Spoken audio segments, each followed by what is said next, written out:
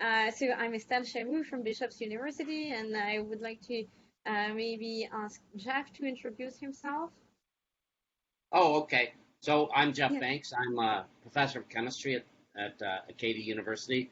I'm also the director of Open Acadia, and Open Acadia is our continuing and distance education module, but we've also taken on a lot of the teaching and learning responsibilities that you may have at your university. So we take care of the technology enabled learning uh, and helping faculty with technology, but also pedagogy. Okay, thank you. So I'm Estelle Chamoux. I'm a professor in biology at Bishop's University. I'm also the very new director, chair of the Teaching and Learning Center at Bishop's. For now, I haven't done quite a lot because it's been just a few weeks that I've taken these new duties on my plate. So, and I've concentrated on also the transition to online teaching. So, this is what we will talk to you about today, and especially concentrating on assessment. So, without further waiting, we want to teach a little bit about online assessment.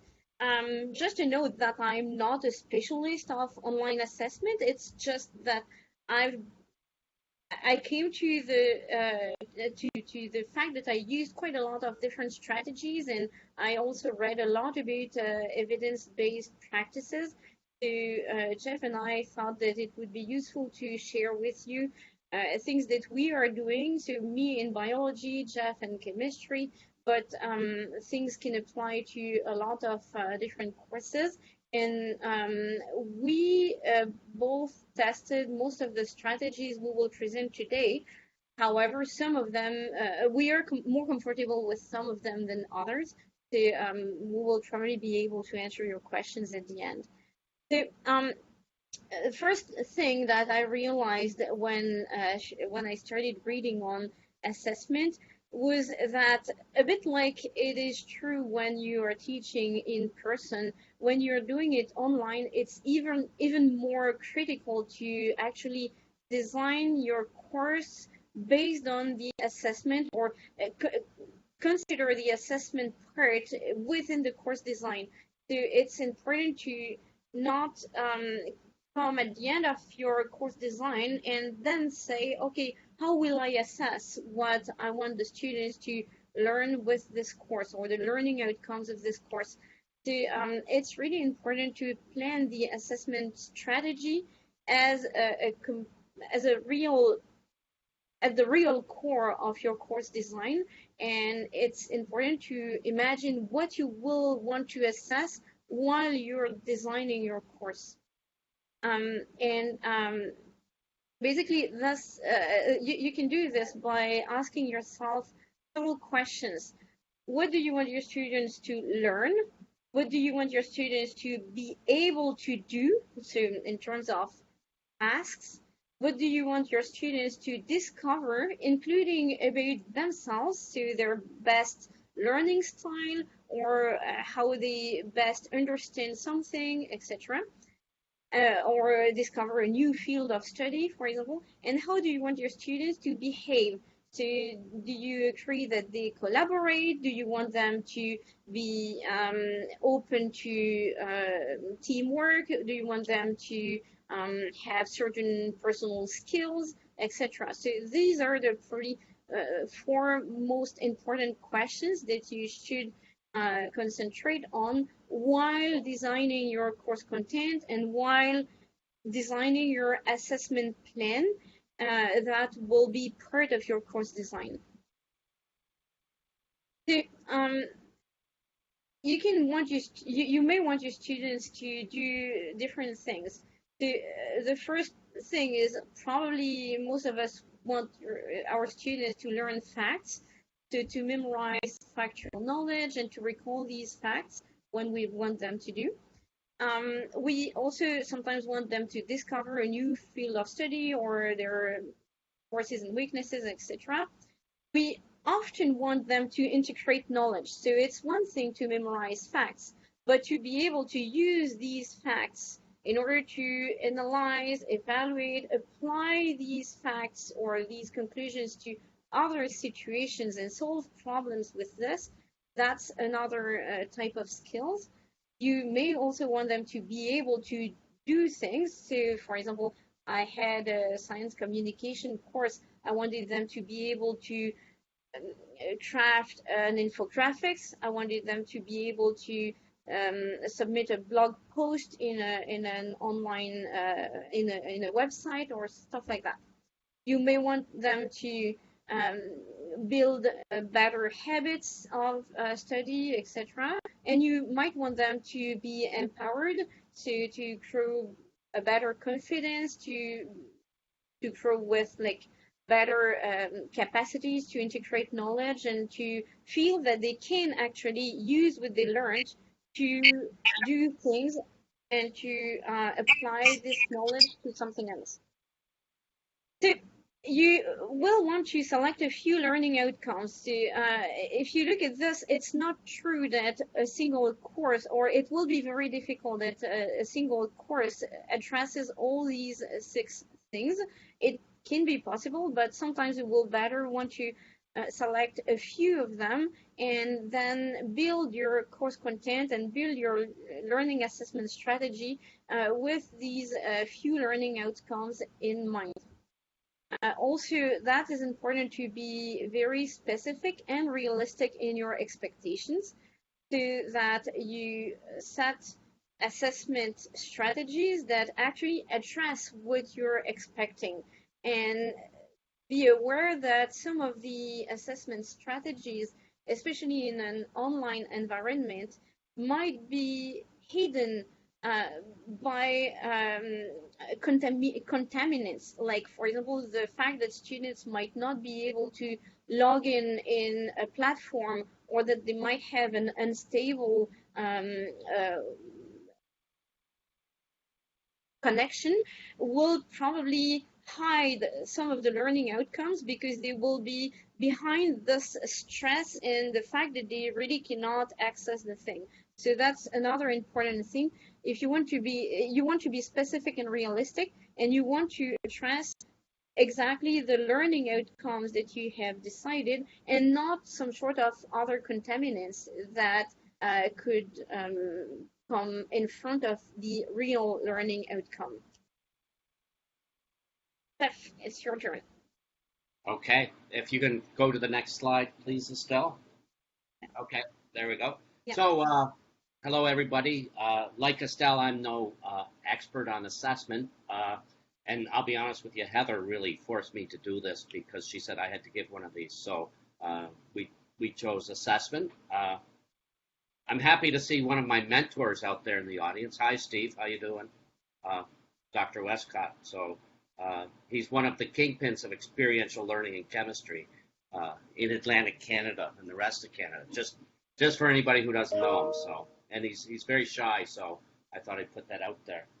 So as many of you, when we start our careers, we just try to do what we saw in the classroom. And at the beginning of my career, I wasn't really aware that there were different kinds of assessment, even though I was using them. And as I've been looking, there's tons of types of assessment, but I think most of us use these 3: diagnostic, formative, and summative types of assessment. And for the most part, most of us know what these things are. So diagnostic assessment, typically in my first couple of lectures, I quickly review material from whatever prerequisites might be there. And I try to, if I have a small classroom, I try to engage with the classroom in a dialogue and find out what they know and make sure that they either know or have been familiar with the things that they need to know. If I have a larger class, sometimes I'll use the learning management system and do a quick multiple choice assignment on some prerequisite material, just so I can tell if there's overall weaknesses within the class that need to be addressed for a conversation. And I think most of us do that. Formative assessment are the types of things that we often do to try and embed learning. So we may ask questions, but we're not necessarily asking questions just to see if they know the answer, but we're using this to try and embed the learning that we're currently addressing in the classroom. And finally, summative assessment, that's where we try to assess what the students have learned and give them a mark. Now, there's a few things. So there's lots of different types of formative assessments. I think of a bunch of different classroom assessment techniques, and some of you may have heard of some of these things I typically use in the classroom, like the 1-minute paper, chain notes, muddiest point. Sometimes we get students to do journaling outside of the classroom, but we will ask them to talk about it within the classroom.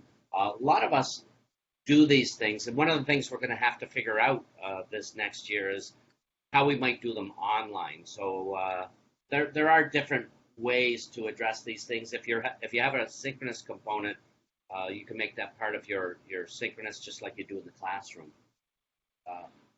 But I think the major point here is that the assessments are the same. As we'll see in just a second, one of the things that's important that's different is during our normal classes, we see our students, we see them writing their exams, and we're not too worried about academic integrity within the classroom setting and with the assessment types because we can see them. And if you can go to the next slide, Estelle. I want to talk a little bit about academic integrity. So it's a little bit different when we're online because we give our students a test and we're not watching them.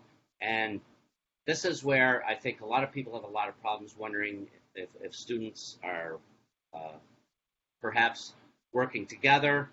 Now, one of the things I will say, for years, whenever I give a test, I actually allow students to use a cheat sheet. I tell them they can bring in a piece of paper and they can write anything they want on one piece of paper to the exam. And what that's done over the years is the memorization type questions, for the most part, I don't ask those. I'm typically testing higher levels of learning so that students have to do problem solving. The students initially like this. Then they find out that I actually don't ask a lot of the easy questions anymore. They like it a little less.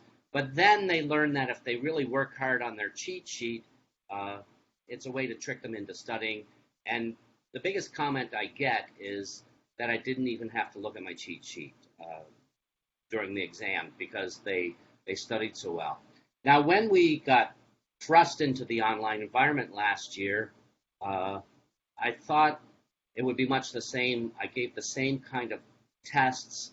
I would do a quick Google search to see how much of it was Googleable, how much of it could be Googled and how much couldn't, so that when I designed my assessments, I tried to make it so it wasn't easy for them to just Google the entire answer. They might be able to Google aspects of the answer, but they'd have to put it together and still do the problem solving. So in a way, what I was doing without knowing it at the time, I was designing my assessment to try and take care of the academic integrity part. That gets a little bit hard because it is actually really easy to Google things. And the other thing that happens is with students working from home, sometimes they can work together. So one of the ways of dealing with this is through pedagogical design, practical design.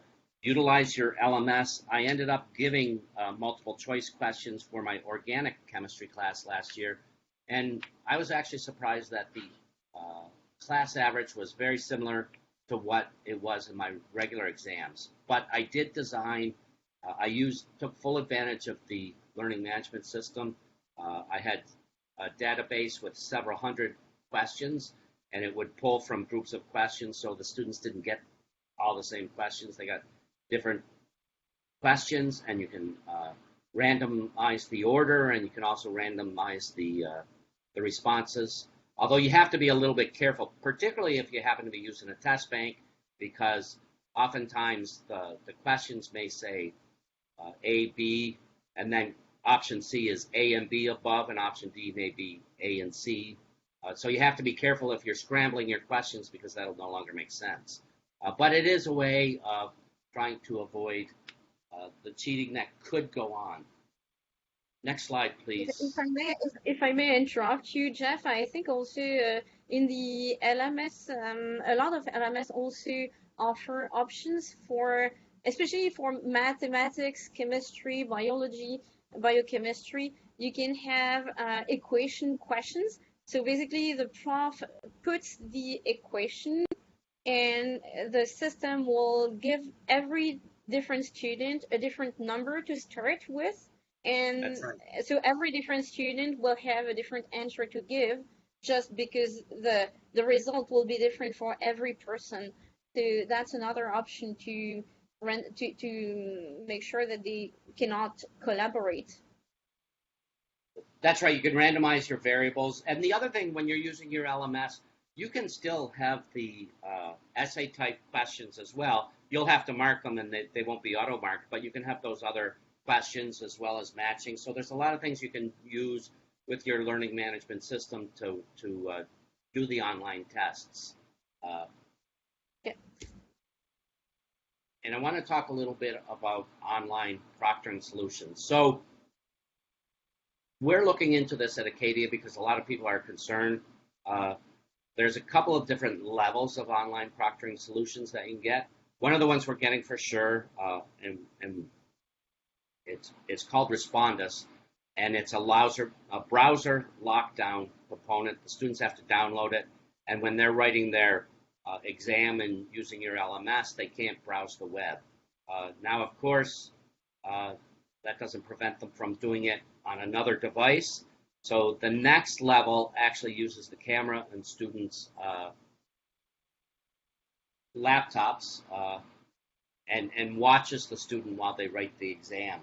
What I find interesting about this is there's been a lot of work done on this, and having these different proctoring solutions does seem to help in that students feel that they're being watched and are less likely to cheat. One of the articles, I have links in the bottoms, in the notes section of a lot of these slides. One thing I found interesting was one of the articles talked about a surprising student reaction, and that students didn't like them because they felt that they were very invasive. I must admit that doesn't surprise me so much. And I usually try to design my assessment so that I don't have to use something like the proctoring solution. And if you work on the tests and you know the timing pretty well, it makes it pretty hard for them to Google.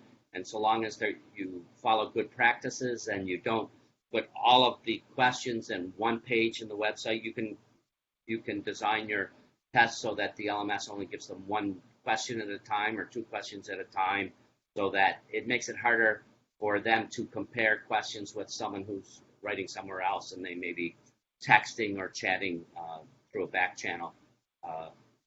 It makes it very hard for the students to collude. And as I said, I didn't use the camera in any way or any proctoring solution, and the class average was actually 70, which is bang on what happens when I give them a normal test. So I think that the online proctoring solutions may be necessary, particularly depending on your class type, but if you can use the LMS to as good a degree as you can, use test banks, use multiple questions, group the questions, randomize them, use the randomized variables, it really helps to prevent collusion amongst students. Yeah, I actually tried it once as well, and I wasn't very much satisfied because I realized that, and it was pre-COVID, so I realized that it gave rise to a lot of other problems, like students with a low, not very, with a connection that was not very good. They were kicked out of the system. They needed to come back, and then it's always asking the prof to evaluate if it is a valid reason or an invalid reason. And then I realized that my students were very stressed just because of things that had nothing to do with the course, in fact, but with a lot of the proctoring aspect of it. So um, the only one time I decided to try this, I wasn't very much satisfied. So like you, Jeff, I am trying to design my course in another way so that I don't use these proctoring solutions too much, but they do exist. Yeah, and so Yeah. whether you use one or not, it depends on how you teach your course, how you design your course, the size of your course. When you have large classes, it's hard to avoid doing some kind of automated testing. On campus, we often use the bubble sheets, and when they're online, we'll use the LMS. I do, and you'll see one of the things I do, which I'll talk about at, when we start talking about some of the things we have done in our classroom, is I combine assessment with interviews.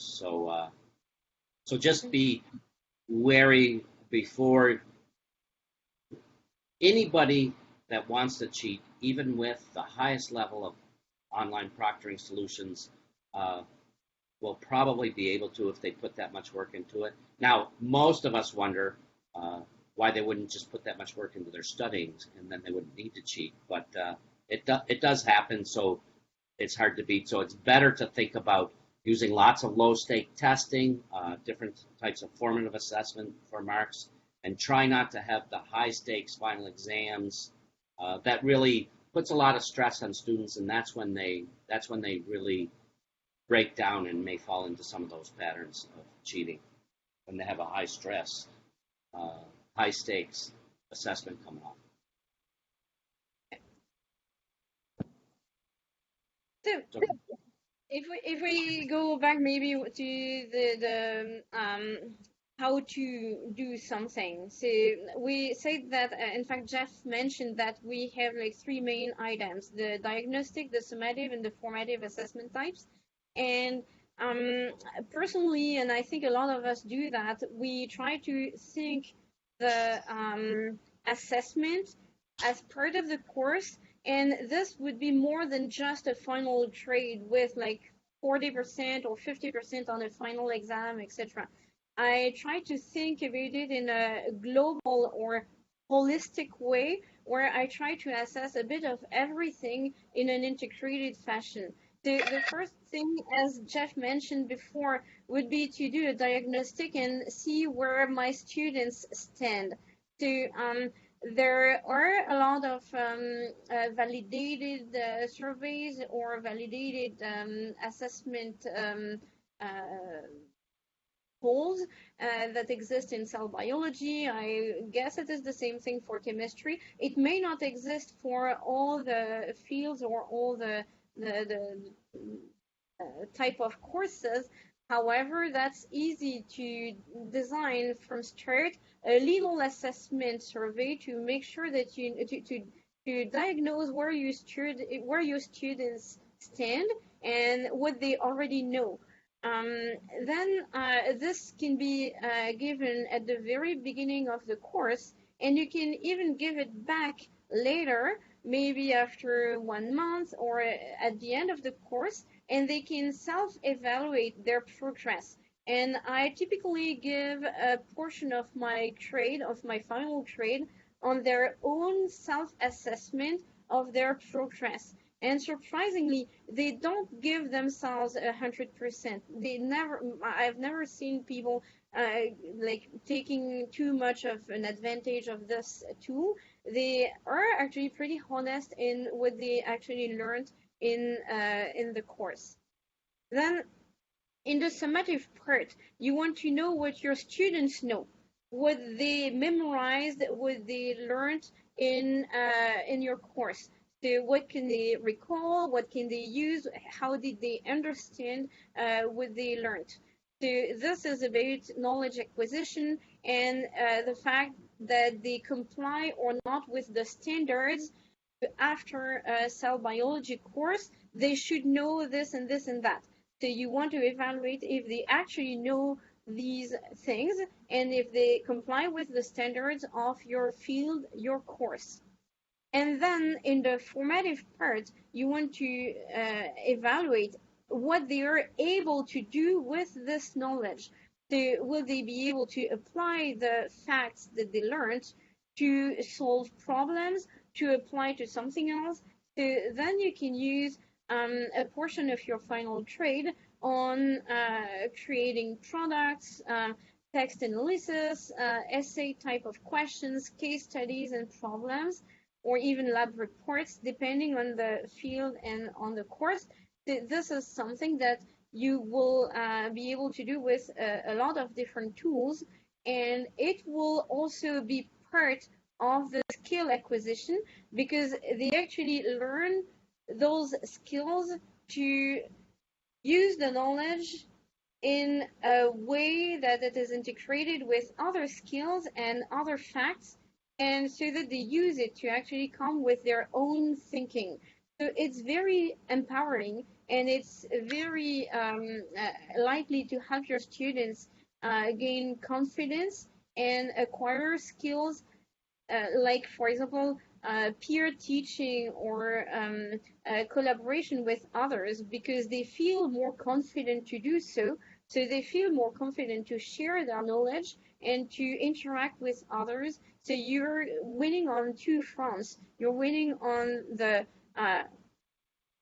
learning outcomes that you really wanted at the beginning, but you're also working on their interpersonal skills with this. So after that, you can decide what portion of your final trade is attributed to these three things. But I think it is important to have all three aspects covered in your final trade combination. The best tools or the best, no, the best practices that I came up with in the various readings I did. So you have the online quizzes that you can use with your LMS. So for example, Moodle does that very well. You can decide to have it timed or not. So if it is timed, it's the best practice is to have it timed with a relatively short amount of time. So you can give them quizzes with just 15 minutes or 20 minutes, so that they don't have the time to go too much in like Google or in their notes, and then this can be very good for a pure memorization quiz. Now, if you don't time it, then it's better for quizzes that are used as learning tools. So basically, you're creating a quiz where students, and they can retake the quiz or re-answer the same question several times, and you use that as a learning, like in an adaptive mode, so that it's used as part of their study, like a checkup question quiz or stuff like that.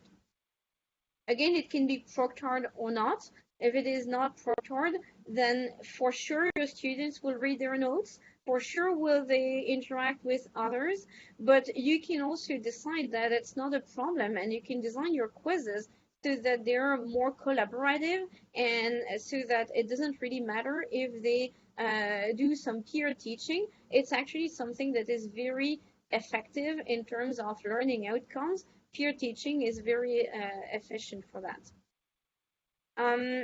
You can also, oh, sorry, I think I will go to the next slide. You can also, as Jeff mentioned, run interviews. So this can be very useful for identity check. It is also useful to make sure that they actually understood what they said in the quiz. It's good because you know that it's actually them who answered, and it's a good mean to not have to deal with the very stringent proctoring aspect of the quizzes. It's a bit time consuming, and you might have also some issues when you have special needs students. That might be a bit more difficult to address, but I've personally never done that because I have classes of 75 students, so I find it a bit too time consuming, but I think it can be done by some ways. The diagnostic surveys are usually not graded, or you can just give a little portion of participation marks and just grade the progress or evaluate the difference between the pre and post survey. And it's but the idea of that is mostly informative for the students and for yourself. You can use case studies. So this is pretty good. And now with the new features on Moodle or on different platforms, like I personally use a different platform, but you can use a combination of text and pictures and questions so that you can actually have your question very well integrated within a text or within a problem, and that can help your students to solve a problem step by step. And this can be useful for automatic grading, or you can also decide to grade it manually. The thing is that for these things, because they require some time, I typically give these case studies available for a week, so students can go back and forth. They can go to their notes, and that's correct with me. They can collaborate. They can also then answer the questions, not really knowing if others have a better answers than they do. So that's another option. For the identity check, it's a bit more difficult because, of course, if the thing is available for a week, you never know if the student didn't give their laptop to someone else to answer. And the questions are a bit more difficult to write. However, it's very good to address the connection issues because students can go back on the case studies as many times they want. And it's very useful for stress management. I realized that my students were way less stressed with these things, and they said that they actually learned more because they had to go to their notes for answering specific questions or specific problems, and actually it made them learn more like this than if they had tried to learn by heart. A little bit like the cheat sheet. They actually learn more by creating their cheat sheets than by trying to recall facts like that. Essays, I don't give that too much because in cell biology, it's not. I don't use these types of evaluation. It's also something that is time consuming for the prof. You can use plagiarism evaluation tools. Some of them you will have to pay for, but you can copy paste what your students, or you can actually submit the files of your students to the plagiarism check tools, and they will tell you if they took their sentences from Google or from Wikipedia or from things like that. Analysis of texts or of research papers is also another useful thing. You can evaluate the quality and the depth of understanding of your students. It's applicable for higher level courses often, but that's something that can be used using automatic grading, and this is a good means to see if your students have actually understood the facts they learned or not. That's another option. The portfolio, it's a tool that most universities offer in usually your website. Otherwise, you can find electronic portfolios that can be available outside of your LMS and that can be used for free. Like I think that Google offers an e-portfolio. So it's good when you are teaching courses where students have to create things or to have some products that they may want to showcase to potential employers after, or that they may use to discuss with other students. It's good because it provides you with some feedback options. So you don't really need to proctor this, and you can check identity of the person who actually submitted or did the creation by a little interview or with a little video presentation of their creation. So that's a means to address this issue of the identity check. Recorded talk is a bit the same idea. And also group works and discussions. You will need then to have an online platform that allows this. So you can use Zoom breakout rooms. You can use Blue Jeans breakout rooms. And you will, for that, probably need some TAs who will go in the various rooms and animate or help you animate a discussion. And you can actually create that. It's not easy. It's not easy to create, but at least you have a very good identity check, and there is no proctoring needed, and students cannot cheat with this. An important thing I realized it is the importance of feedback. I always knew that students like to have feedback, but in an online setting, it's a very good means to actually connect with your students and to build a feeling of community, to build some confidence and to make them feel that they have learned something.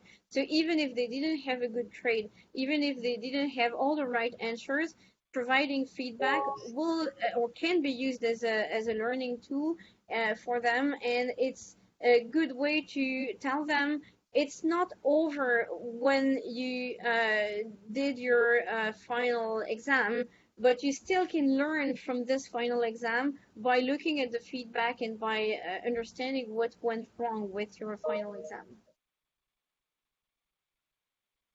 So I think it's now time to I don't know. Yeah. So we want to have a little discussion, but I think that we wanted to show you a little bit of the things that we used and how we did it. But maybe before that, there are some questions. Are there? Heather, I cannot read the chat. I don't have access to the chat because I'm in the presenting mode. So if there are questions, I invite you to tell me, Heather or Jeff, if you can see. I've been answering some questions on the chat as we've been going along. Okay. Okay. Good. So I already presented this slide, but I wanted to speak about the biology of cancer. It's a course where I concentrated a little bit on knowledge acquisition with quizzes and short answer questions, but mostly on solving problems and applying knowledge to essay, text analysis, worksheets, and case studies. Some of the skills they had to acquire were addressed by group work on the worksheets. So basically, they usually were 4 students working on the same worksheet together. So they had to collaborate and to peer teach. So it helped with the teamwork. So that's an example of how I gave this course.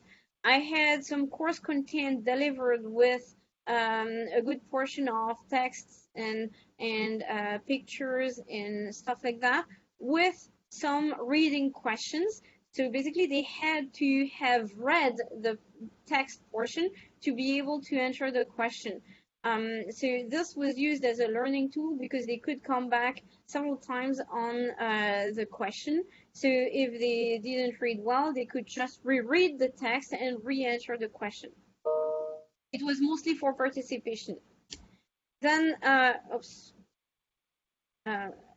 students had to complete worksheets. So they had to work in groups on these worksheets. So I didn't need to proctor because these worksheets were open for a week. And typically they would have questions like the one shown on the screen here. So you had an example of a task with DNA and sedimentation of DNA, etc., and a question with this. So where would you expect to find something? And the answer is here. You couldn't find the answer in your note, or you could not find the answer on Google. The only means to find the answer was to understand the picture, understand what was done, and eventually to discuss with other students to come up with a conclusion. So that's the main part of the assessment I gave with this course. And I realized that my students ended up memorizing better than had if I had asked them to memorize by heart. How to do this? So this is, in fact, an example where you have here. I don't know if you can see that. I wanted to write on this. Yeah, okay. It doesn't write with. Okay, sorry. So this on the left is a typical question that would address pure memorization.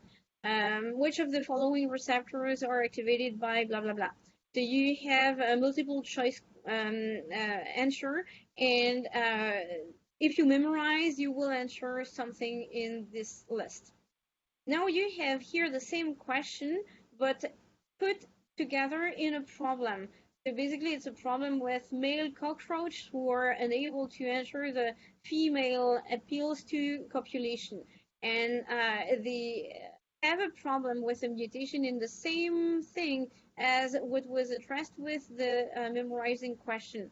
And here they have to read the text, they have to understand what happens, and they have to answer a multiple choice question again, but this time they cannot find the answer in Google, they cannot find the answer in their notes. They have to actually discuss the problem with others, and they have to come up with a conclusion.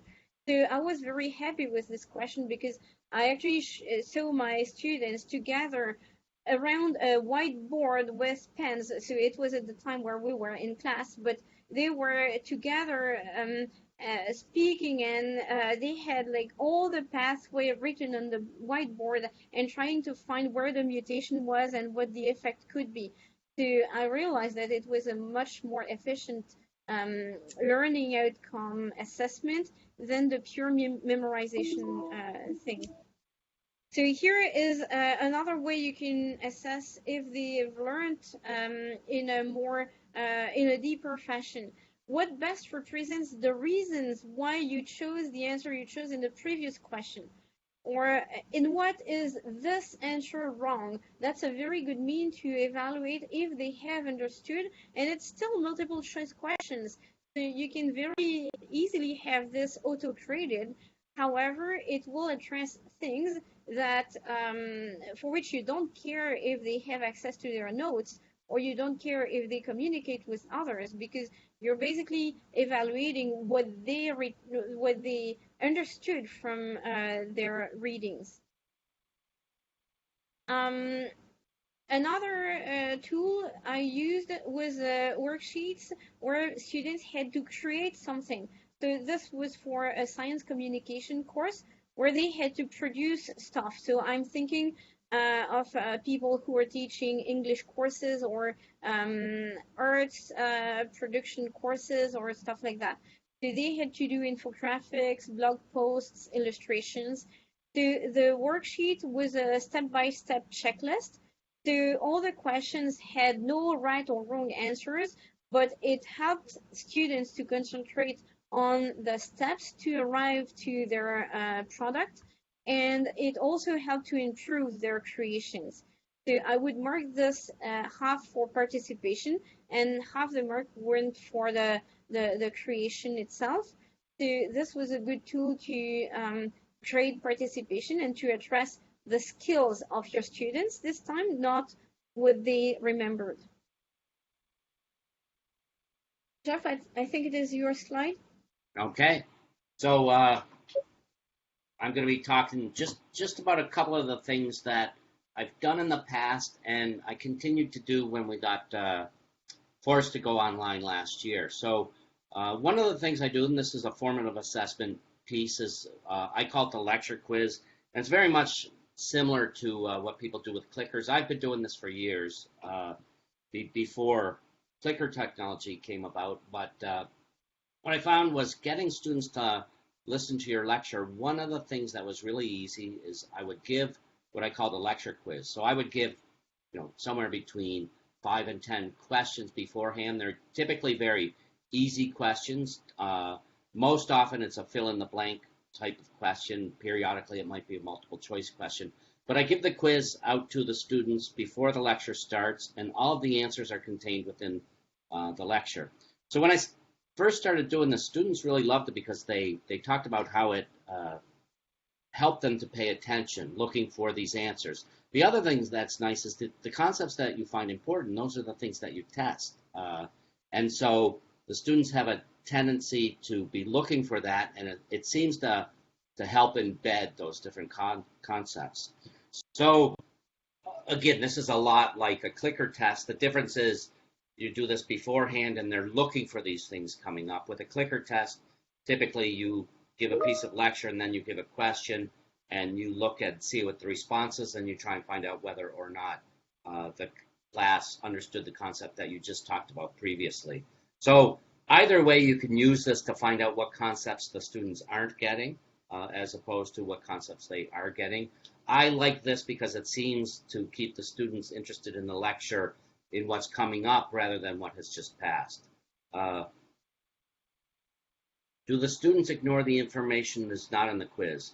I don't think so, because you do have to be careful. You have to make sure that your questions are only a very short sentence. You don't want to have them reading very large questions while they're listening to the exam.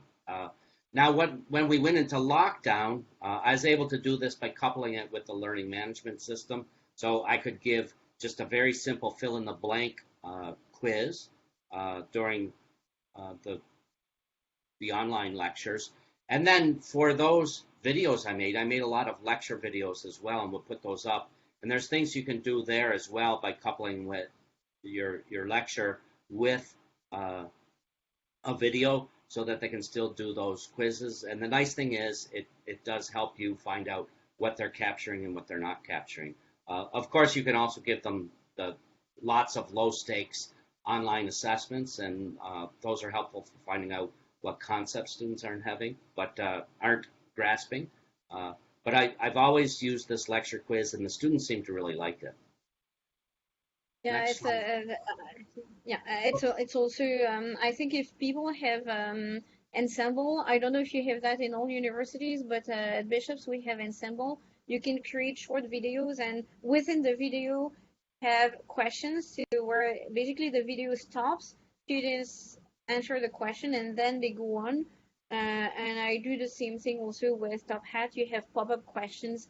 So that's things that pretty much all the learning management systems can do, or clickers, as you say. Yeah. I see Jane asked me if does the lecture quiz contribute to the students' mark? It does. I always made it do.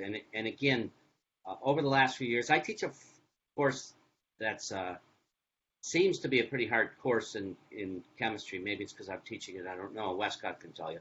But it's organic chemistry, and the students have a tough time with it. So I do give lots of low-stakes testing. I give weekly quizzes, and I give the lecture quiz and a few other things that don't amount to a lot of marks. It's almost like a participation mark in that the average isn't, I give 10 marks for this through the year, and the average isn't 10, but it's very typically pretty close to 9. But I find that it does help get students to the classroom and listening. So I like that. Now, the other thing I started last year, and I started this actually after we went online, in the first midterm I gave, one of the things the students had to do, it's called an energy diagram. They had to give a reaction mechanism and then draw an energy diagram for that reaction mechanism. And these look like little pieces of artwork, and they're very distinct. Even two students who get the answer correct, you can look at them and they will look different. What I noticed was a number of the energy diagrams were not only incorrect, but they were identical and incorrect. So that leads you to believe that maybe there's been some collusion happening. And I really wanted to get to the bottom of this. So what I did was I decided that I would give an interview with the students and just ask them about how they solved this problem.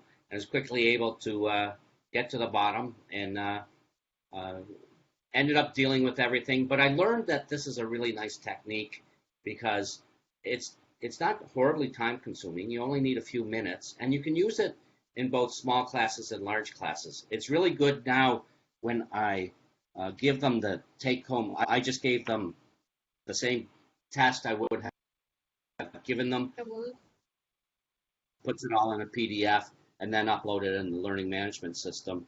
And then I can mark them all on my iPad.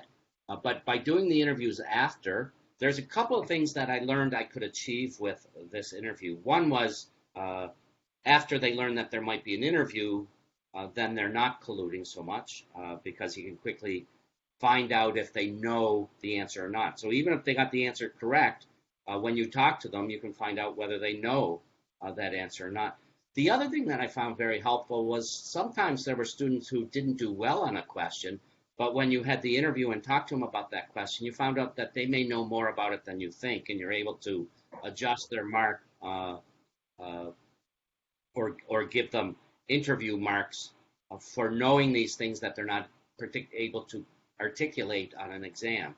So you can use the assessment interview to tackle it in both ways. You can use it to find out if they've done their own work, and you can also use it to find out do they know the answers and they're just not able to articulate it.